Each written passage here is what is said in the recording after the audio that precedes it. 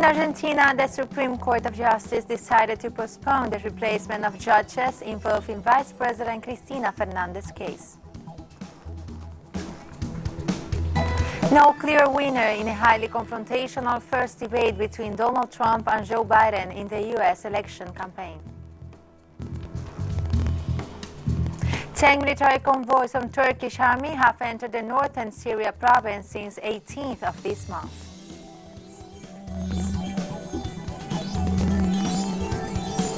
From the headquarters of TeleSUR English in Havana, Cuba, this is From the South. I'm Laura Palmeiro. In Argentina, the Supreme Court of Justice decided to postpone the replacement of judges involved in Vice President Cristina Fernandez's case and who were elected under the presidency of Mauricio Macri. We refer to judges Leopoldo Bruglia, Pablo Bertucci, and German Castelli, who were benefited by a ruling of Argentina's court by Carlos Rosenkratz, a lawyer also linked to former President Mauricio Macri. This ruling was adopted after opposition groups to the current President Alberto Fernandez government surrounded the house of Ricardo Lorenzetti, one of the current magistrates, in a threatening manner. During the day, the president of Macri's party, Patricia Bullrich, reaffirmed that her party could keep these magistrates because they have the key to justice.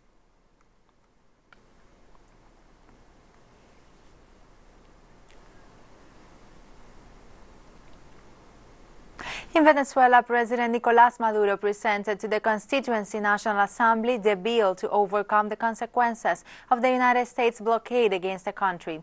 Maduro also denounced the U.S. attempt to impose its agenda in the continent by seeking support in its intention of eliminating the Bolivarian Revolution.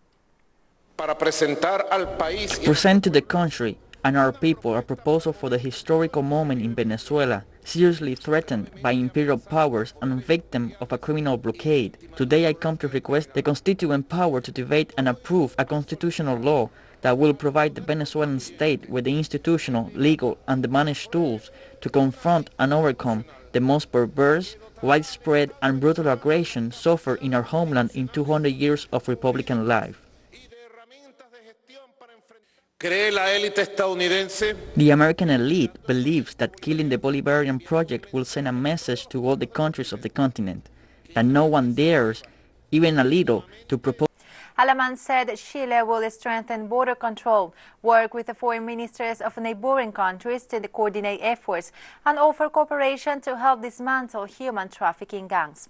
Local health authorities also stressed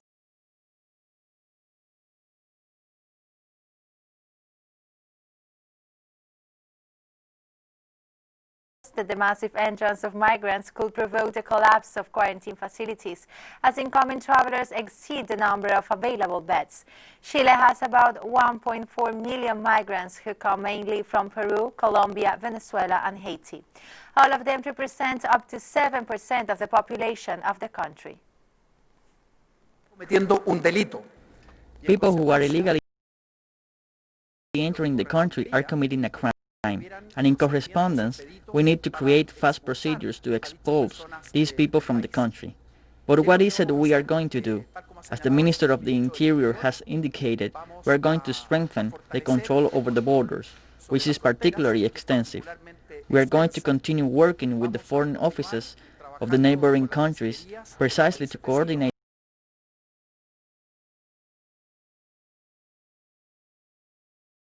efforts in order to stop these entrances, and will also coordinate the efforts to fight those gangs and groups of people which are operating as people's traffickers.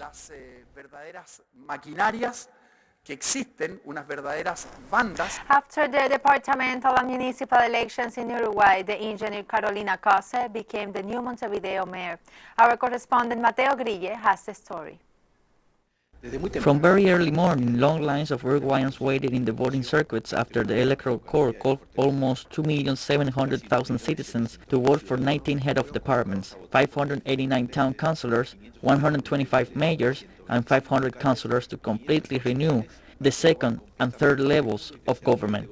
In this way, they closed the long electoral cycle that began in June. Citizens waited in line and had expectations about these elections and about the results, despite the weather situation. We have the same expectations as always, but citizenship spread itself as usual, as is usual, even though I know they really complicated everything, that there are polls that open late, delayed to open, and there are small towns that are kind of isolated. These elections were carried out under strict health security measures, which in general were respected by the population. One of the focuses of attention was to know who was going to be the next mayor of Montevideo. Authorities recognized that this election day demonstrated the value of the vote of the Uruguayans. It was a long campaign, clearly marked by the situation of the pandemic, which made it also an atypical campaign, very long and also atypical. But well, it has been a good campaign with an important level of deployment of electoral material throughout the country. Sometimes we have a very Montevidean, very metropolitan vision of the election, but the 19 departments and the 125 municipalities were at stake here.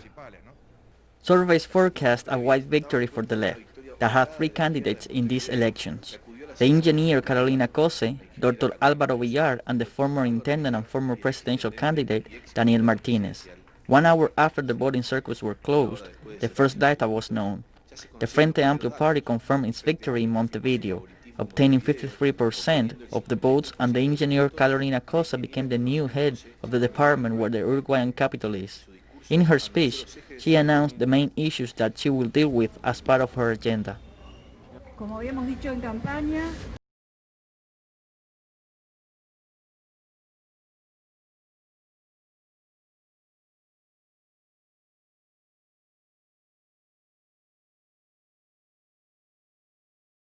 as we had said in the campaign, we are going to deploy several actions at the same time from tomorrow. We're going to talk with all the sectors of Frente Amplio to articulate a government of all. In our administration, we are going to follow. We will comply with the program of Frente Amplio, and we are working in the strengthening of cleaning, mobility, and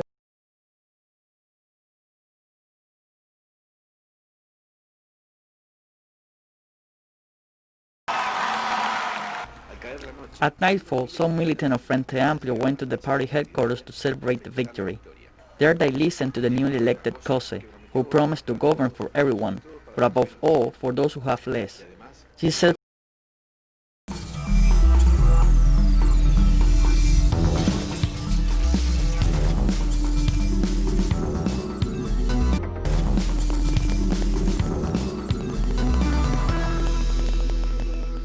Welcome back to From the South. President Donald Trump and his challenger Joe Biden did not have a debate, but a shouting match filled with personal attacks, interruption, hateful hoaxes asserted as facts, and emotional manipulation. It's 98 minutes on Tuesday evening in Cleveland, Ohio, where the first of three debates cannot be described as civilized. There was Biden, who addressed Trump only when he wanted to insult him, but otherwise reciting prepared talking points and turning to the camera to talk to the audience directly. There was Trump frequently interrupting both Biden and the moderator rather than waiting for his turn to speak. Trump repeatedly brought up a Senate report accusing Biden's son, Hunter, of receiving multi-million-dollar payments from Ukraine, China, and Russia. Biden kept repeating that was not true. Opinion polls suggest Biden has a steady single-digit lead over Mr. Trump. Polls also suggest 1 in 10 Americans have yet to make up their mind how to vote, but analysts say Tuesday night's debate probably will not make much difference.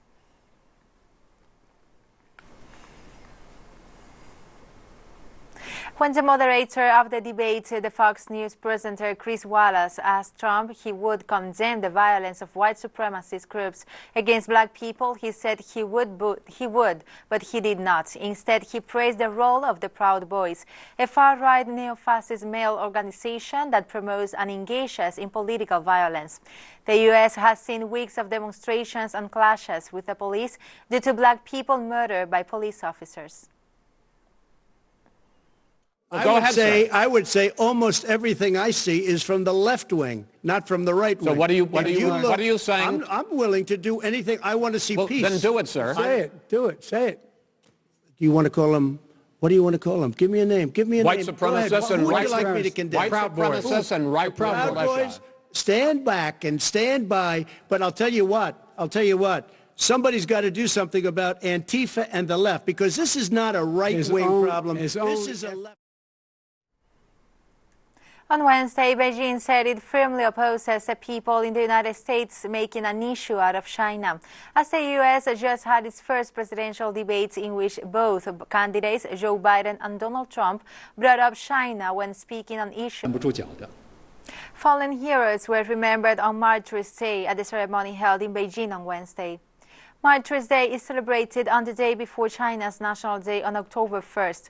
On the same day, the foundations of the monument to the People's heroes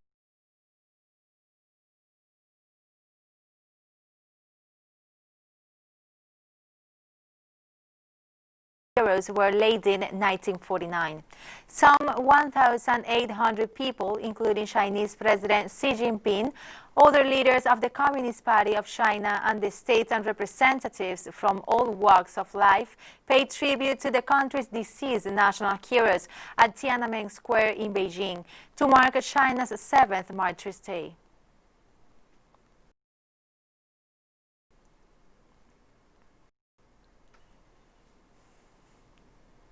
The British Prime Minister defended on Wednesday his administration's response to the pandemic against criticism from the opposition and others, saying that a strong local action was necessary as numbers of infections continue to rise. Boris Johnson made the remarks in the House of Commons, where the leader of the opposition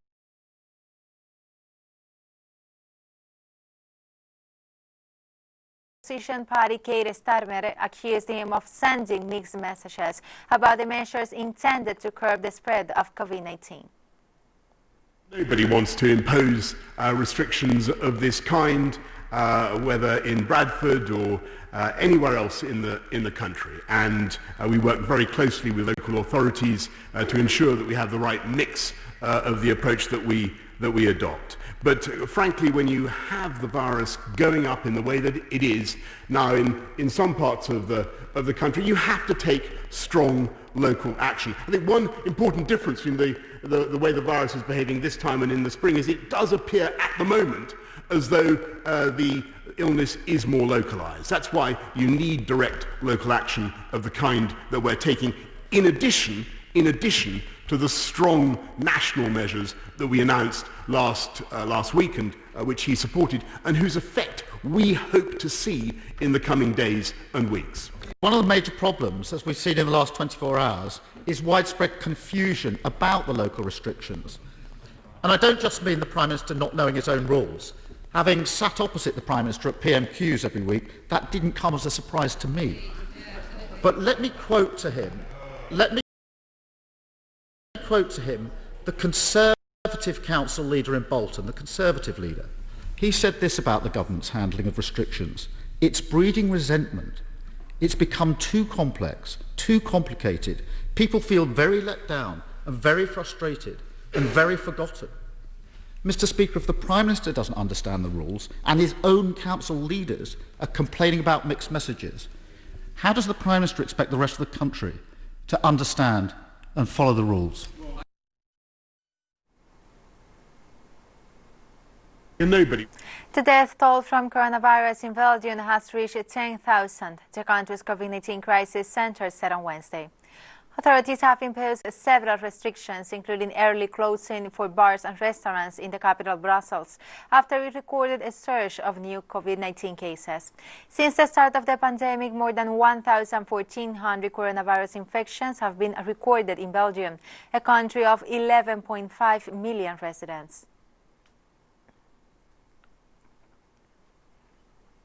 Greek authorities completed the transfer of hundreds of refugees from the island of Lesbos and others to the mainland in order to reduce chronic overcrowding that caused hardship and tensions with locals.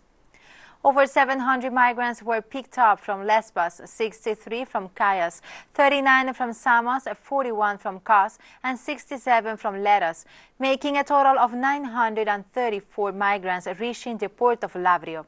Some 2,500 refugees and asylum seekers are to be relocated overall following coronavirus tests, according to the Migration Ministry. Over 12,000 asylum seekers were left homeless on September 8 after a fire ravaged the Lesbos camp of Moria, Europe's largest facility.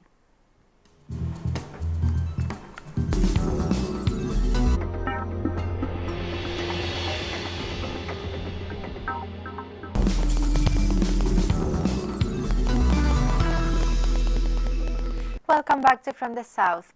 10 military convoys of the Turkish army have entered the northern Syrian province of Idlib since the 18th of this month, local activists reported. About 200 tanks, military vehicles, armored vehicles and trucks carrying logistics material entered Syrian territory throughout the legal crossing of Kafr Lusin. The convoys went to the 68 military points and observation posts of the Turkish troops deployed in the Idlib demilitarized zone. The number of Turkish soldiers deployed in Idlib since last February are over 12,000. Turkey maintains a military presence in parts of the Syrian provinces, which is described as an occupation by the Syrian government.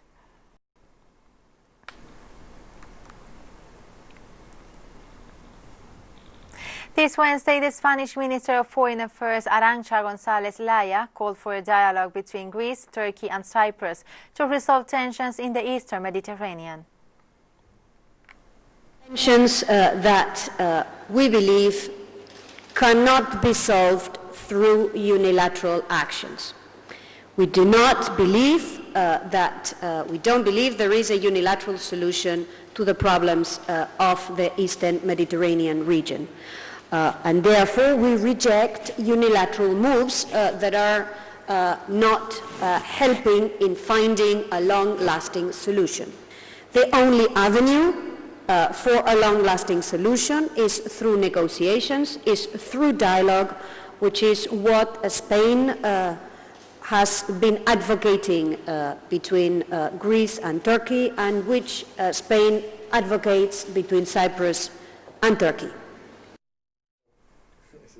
This Wednesday, the Armenian Prime Minister Nikol Pashinyan stated that his country is willing to consider peaceful solutions to the situation in Nagorno-Karabakh, as long as it does not jeopardize its interests and security. The Prime Minister made these statements during a meeting with Russian journalists in the city of Erevan, while clarifying that three-way meeting between Azerbaijan, Russia and his country cannot take place while hostilities are still ongoing.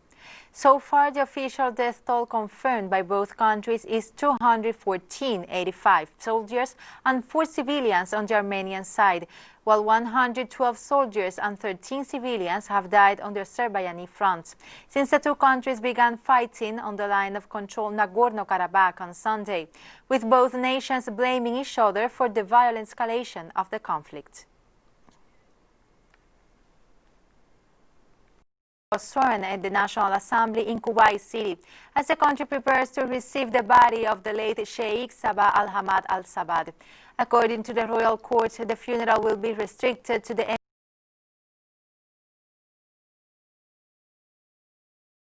Emir's relatives, a move likely designed to avoid large crowds amid the coronavirus pandemic. Sheikh Nawaf had served as the crown prince since 2006. Kuwait's late ruler Sheikh Sabah Al-Hamad Al-Sabah is laid to rest after he died at the age of 91. World leaders and Kuwaits alike have a legacy of the late Emir, arcing the nation's modern foreign policy and mediator in some of the worst crises to grip the Gulf.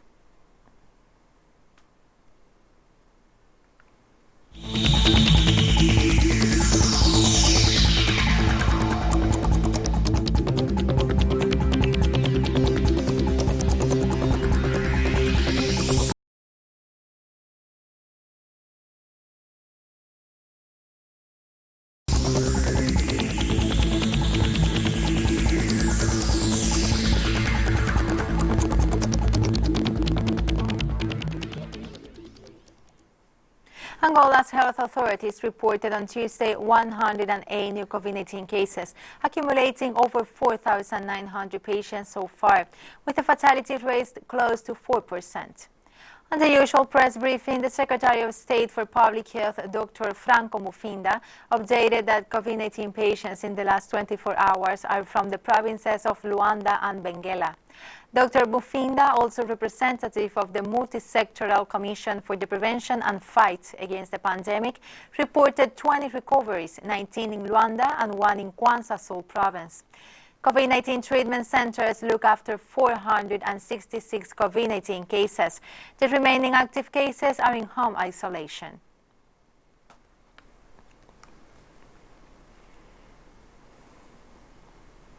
This Wednesday, speaking during the weekly audience in Vatican City, Pope Francis said that the virus has highlighted the inequality that exists in the world. The small virus is causing us deep wounds and is revealing our physical, social, and spiritual vulnerability. It showed everyone the inequality that exists in the world.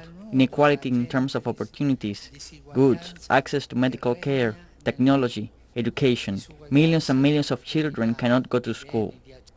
These inequalities are not natural and inevitable. They are man-made. They are coming from a growth model which is far removed from deep values, like the waste of food. In order to get out of the pandemic, we have to find a cure, not only for the coronavirus, which is important, but also for the human and socio-economic viruses. And we have come to the end of this news brief. Remember, you can find this and many other stories on our website at telesurenglish.net. You can also join us on social media, Facebook, Twitter, and Instagram. For TeleSUR English, I'm Laura Palmeiro. Thank you for watching.